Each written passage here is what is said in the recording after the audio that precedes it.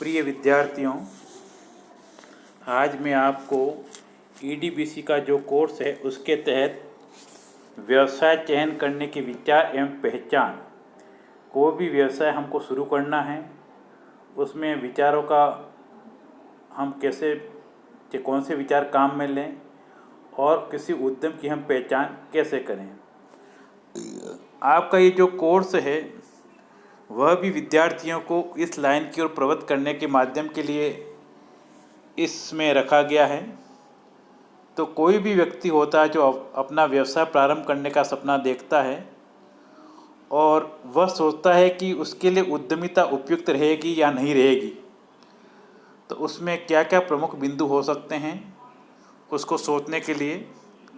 उसमें प्रमुख रूप से ये है कि उद्यमिता क्यों, कोई व्यक्ति या कोई युवा, कोई उद्यमी उद्यमिता के क्षेत्र में क्यों जाए। तो उसमें उसके मन में जो जो प्रमुख बातें आती हैं वो ये हो सकती हैं। पहला, तो उसके मन में जो नवाचार या नए विचार आते हैं उनके क्रियान्वयन के लिए, इनका क्रियान्वयन कैसा किया जाए।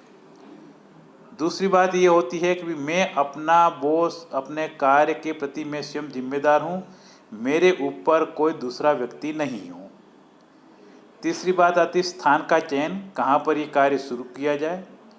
और चौथी बात है आय की संभावना क्या रहेगी। पांचवी बात ये आती है कि 24 घंटे में से हम कितना समय इस कार्य के लिए, अपनी एंटरप्राइज के लिए देंगे।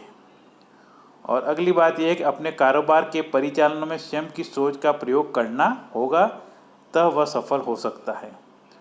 और अपने कारोबार को पारिवारिक अस्तित्व बनाए रखने, यानी कि पारिवारिक अस्तित्व से मतलब ये है कि परिवार के लोगों को भी साथ में लेके चलना है, उनकी भी कोई आइडिया है तो उनकी क्रियान्विति करनी है।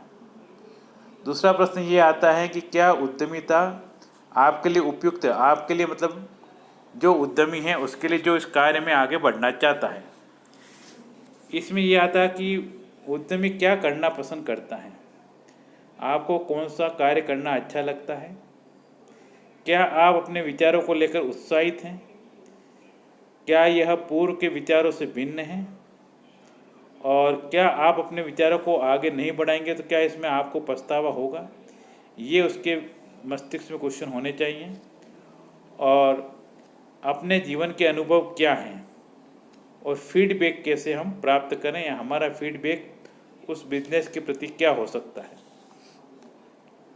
फिर तीसरा क्वेश्चन उसके मन में ये आना चाहिए कि व्यवसाय के अवसरों को कैसे पहचाना जाए। इसके लिए ये करना है कि बाजार की स्थिति को पहचानना, वर्तमान में बाजार में क्या कंसेप्ट चल रहा है उसकी जानकारी उससे होनी चाहिए। दूसरी बात यह है कि प्रमुख बाधाओं को पहचान करना है और जो बाधाएं हैं उनका हम निराकरण कैसे करेंगे। तीसरी बात ये आती है ग्राहकों को कुछ नया अनुभव करने की इच्छा होनी चाहिए। और चौथी बात यह है कि विकासशील क्षेत्र या उद्योग में उसको नया कदम रखना चाहिए। विभिन्न उत्पादों के बीच में उसके अंतर को स्पष्ट करने आना चाहिए। और नकदी प्रवाह संबंधी विचारणी बातें, धन का फ्लो कैसे होगा, और जो वह उद्यम लगा रहा है क्या वो मौसमी है या बारहमासी है या सतत चलने वाला है। फिर सही व्यवसाय का चयन कैसे करें। सही व्यवसाय के चयन के लिए पहली बात यह थी प्रतियोगिता का स्तर क्या है। जो आप उद्यम लगाना चाहते हैं, जो उत्पाद तैयार होगा वह उत्पाद बाजार में कितना चल पाएगा, लाभ प्रदाता करने वाला कौन है, क्या ये उपलब्ध संसाधनों के अनुकूल ही है, ये भी इसको पता होना चाहिए। और जो उद्यमी है उसकी कौशल और योग्यता उसमें होनी चाहिए, और वह किस प्रकार से अपने उद्यम में बेहतर परिणाम, अच्छे परिणाम कैसे दे सकता है। फिर एक क्वेश्चन इसके मन में ये भी आना चाहिए इसकी विशेषाधिकार को लेकर, फ्रेंचाइजी के अवसर क्या हो सकते हैं या विचार क्या हो सकते हैं। तो पहली बात इसमें यह हो सकती है सीखने के अवसर उसमें होने चाहिए। उसकी जोखिम को, बिजनेस में आने वाले जोखिम को उसको पहचानना चाहिए और अपने उद्यम का एक सफल मॉडल बनाना चाहिए कि मैं किस प्रकार अपने मॉडल को, किस प्रकार का मॉडल तैयार करूं जिससे कि मेरे को उसमें सफलता प्राप्त हो। विपणन की सहायता लेनी होगी और संपदा की सहायता, जो उस पर संपदा उपलब्ध है उपलब्ध है उनकी पहचान करें। फिर है अवसर की पहचान करना है।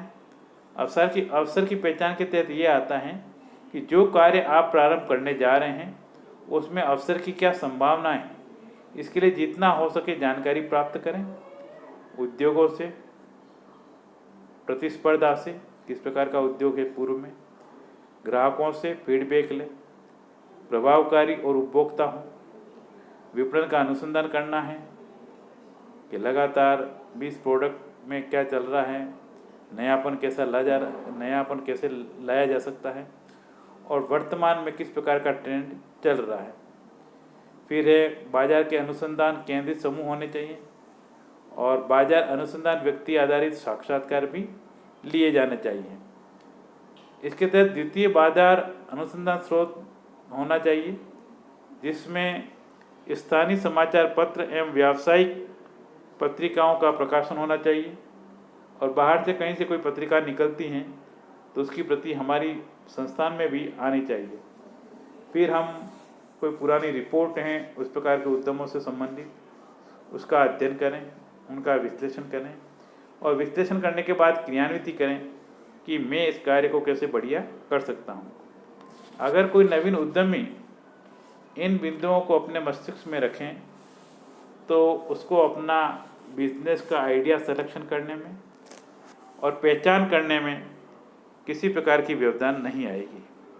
इसको आप और बुक से पढ़ लें और कि प्रैक्टिकल की बुक में भी इसको कंप्लीट कर लें। धन्यवाद।